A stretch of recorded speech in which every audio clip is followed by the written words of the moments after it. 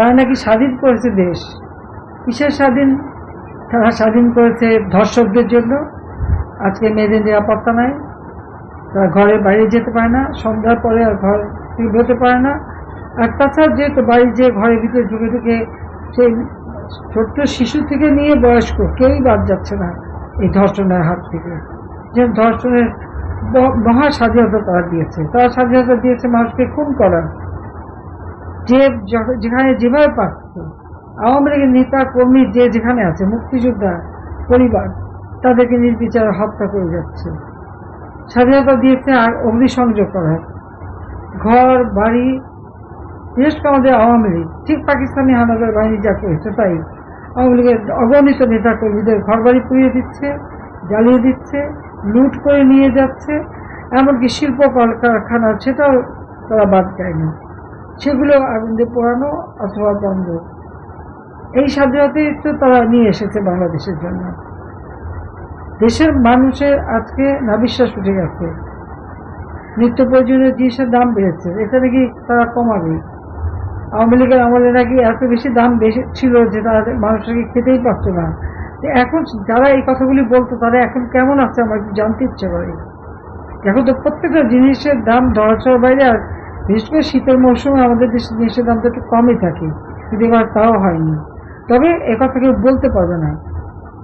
আর আমি থাকতে বলতো যে কি কথা বলার স্বাধীনতা নাই, সাংবাদিকদের স্বাধীনতা নাই, সাংবাদিকতার স্বাধীনতা নাই। আর এখনকার অবস্থাটা কি? বাংলাদেশে একটা টেলিভিশন ছিল, আমি তো বেসরকারি খাতে টেলিভিশন দিয়েছি, সারাদিন বসে ওখানে টক শো করতো।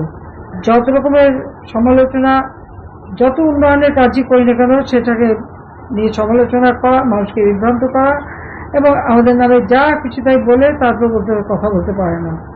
এখন তাদেরকে আমার আমি জিজ্ঞাসা করি সেই সব লোকদের কাছে যে এখন কি তারা খুব স্বাধীনভাবে কথা বলতে পারছেন? যা দেখছেন সেটা কি বলতে পারে? আর সেই সংবাদপত্রগুলি যা দেখে তাকে লিখতে পারে?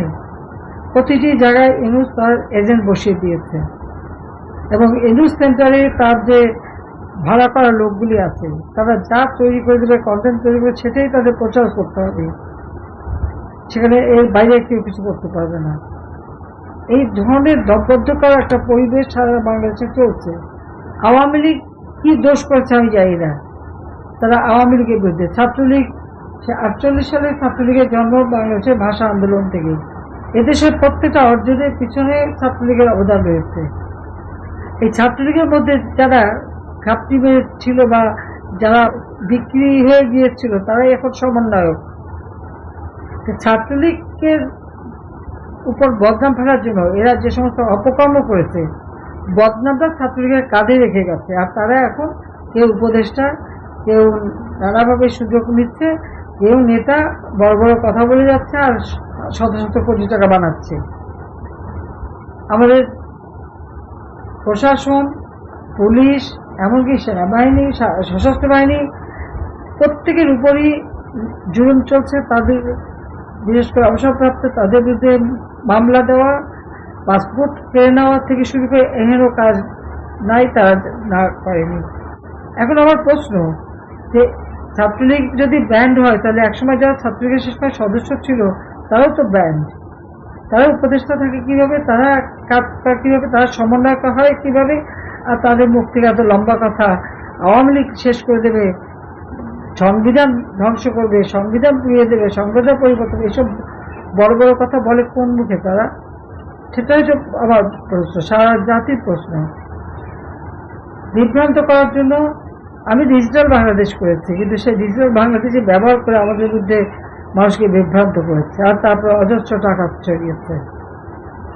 আজকে হয়তো অনেকে তাদের ভুল বুঝতে পেরেছে, কিন্তু যে খেসারতটা দিতে হলো, যা হারিয়েছে সেটা কি আর পাবে? যে মেয়েরা, আমি ক্ষমতায় থাকতে সেই 2024 সালের 7 জুলাই থেকে তারা আন্দোলন করেছে, ছেলে মেয়ে নির্বিচারে সেই গভীর রাত পর্যন্ত তো তারা রাস্তায়, ওই তাদেরকে কেউ অপমান করেনি, কারণ আমি সবসময় প্রোটেকশন দিয়েছি।